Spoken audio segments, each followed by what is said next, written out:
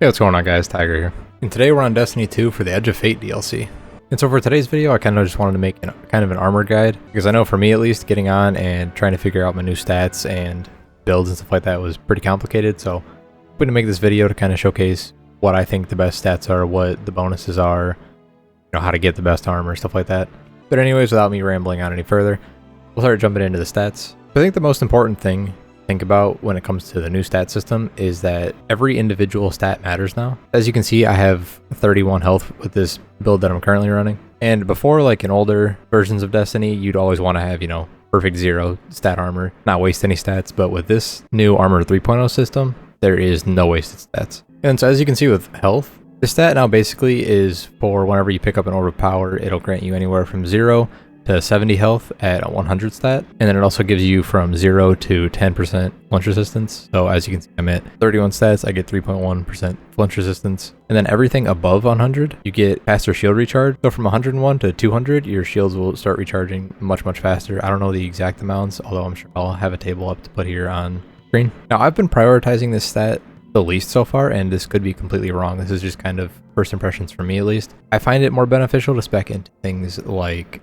class, at least on a hunter, but we'll get into that later. I'm just gonna kind of go down the list. Next is your melee stat. This one reduces your melee cooldown obviously, but it also increases the amount of melee energy that you get from all sources. So say you're on stasis or you're generating stasis shards, that energy that you get back from the stasis shards is in this example increased by an extra 46%, which is pretty big. And then let's say you were to get this all the way up to 200, it gives you an extra 30% increased melee damage. So if you're going for a build that you're running around with maybe combination blow or anything like that, this stat is going to boost that, buff it like crazy. And this does actually work with glaives. I just found that out the other day. If you're using a glaive, maybe this is something to spec into. Next is your grenade, which once again reduces cooldown. And on top of that is the same thing as melee. It boosts the amount of energy you get from different sources. And then once again, like all other stats, once you get it above 100, you get the enhanced benefit, which this one being you get anywhere from 0 to 65% increased grenade damage. Now I've played around with this one a little bit, including using a Inmost Light Sword Arachne build. The extra grenade damage is pretty nice. I'll probably end up speccing into that for this build specifically.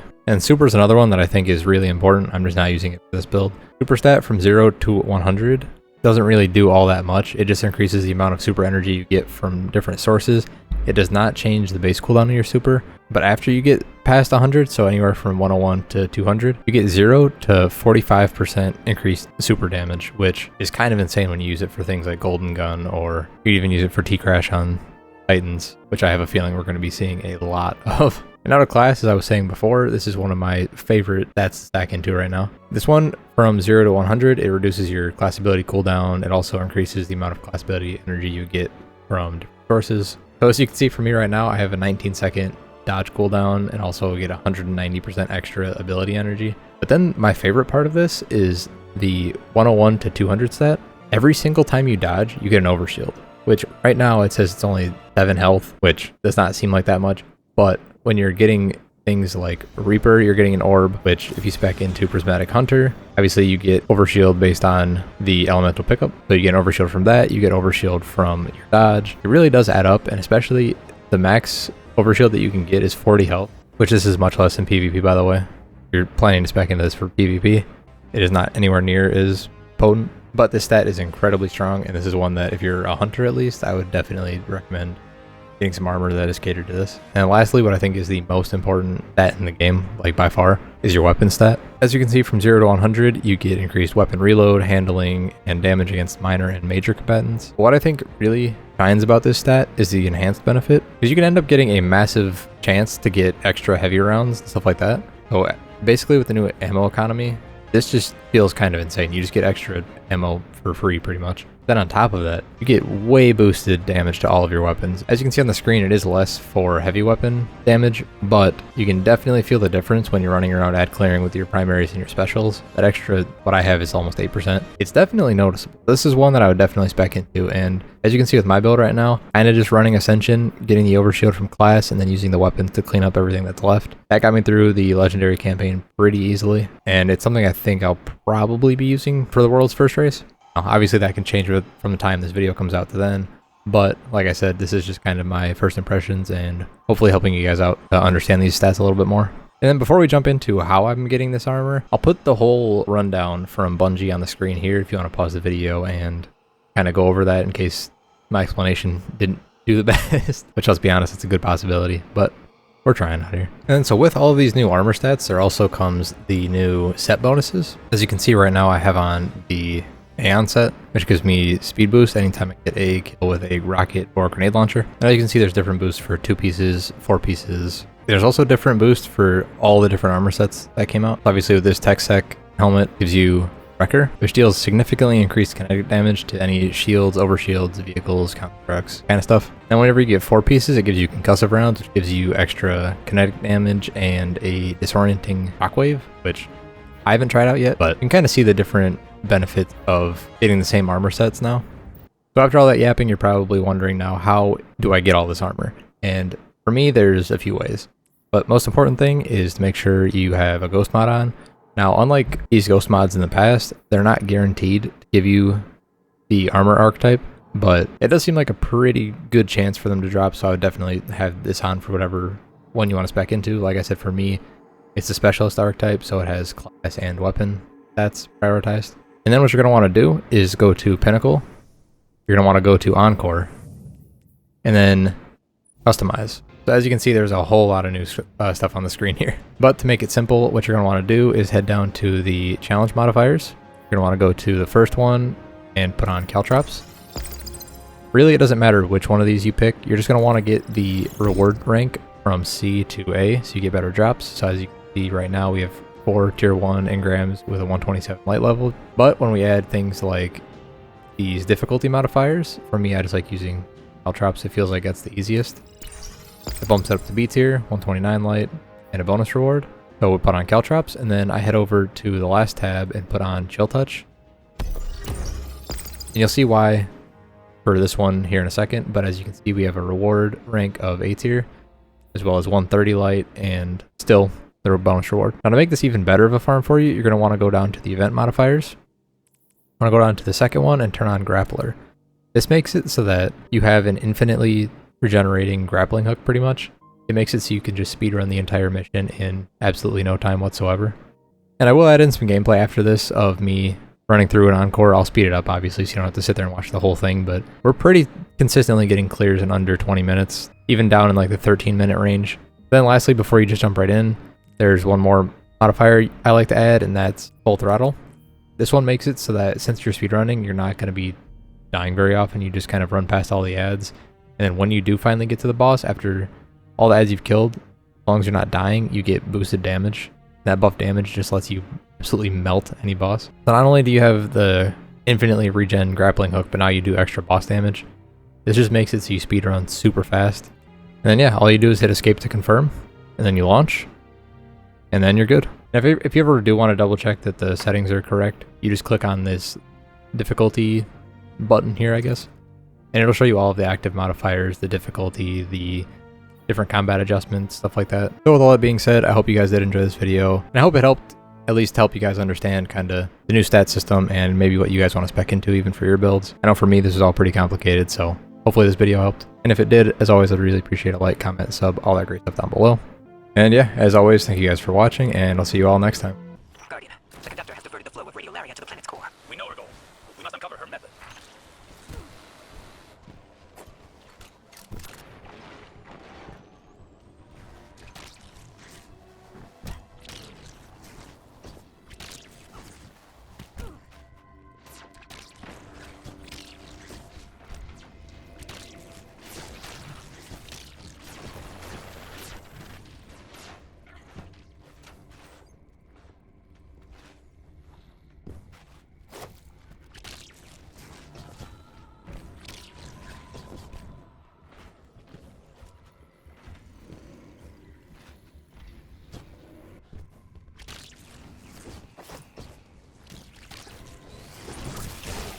I can only speculate as to the Shadow Legion's motivations.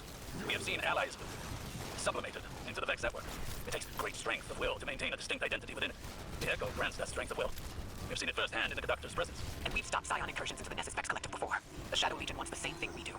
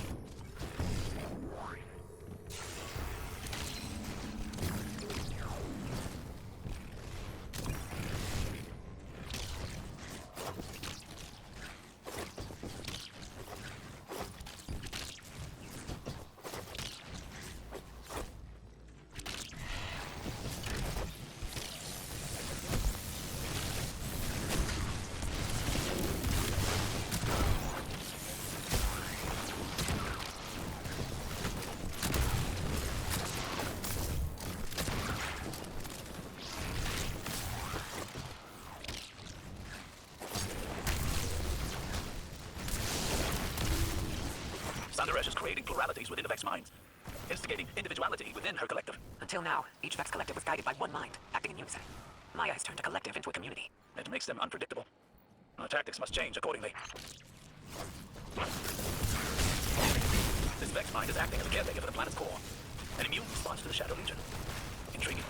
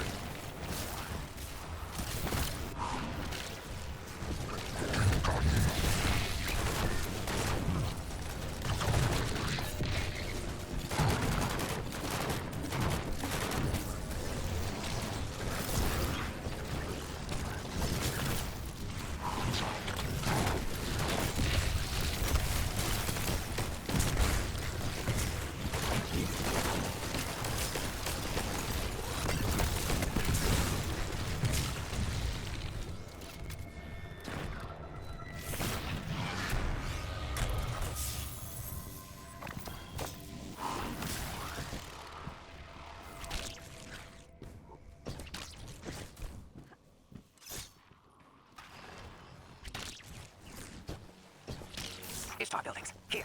Are the Vex establishing facilities as reconstructions of Sundaresh's memories? Taking comfort in the familiar, and forcing the Vex to give her what she needs. Sounds like Maya.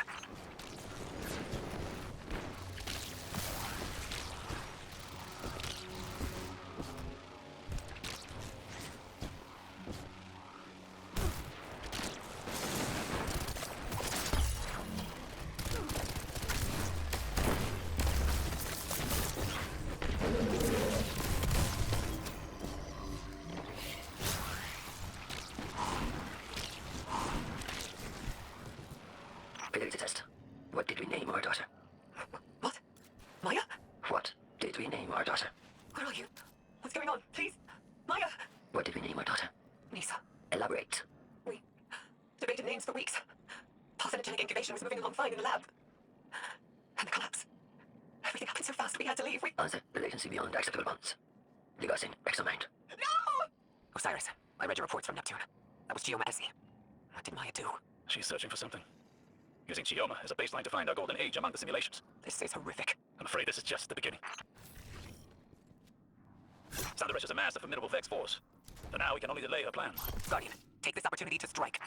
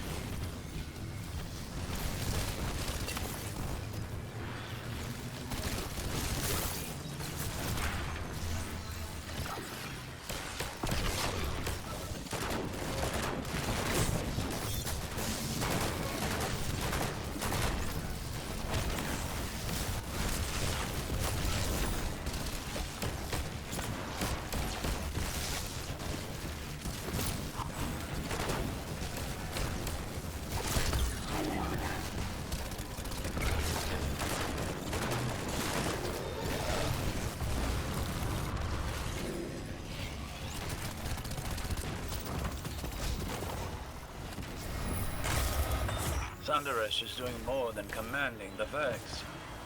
She's taking control of an entire collective and using Radiolaria to search the Vex simulation network. Our golden age, in her understanding, must exist within it. And Shioma.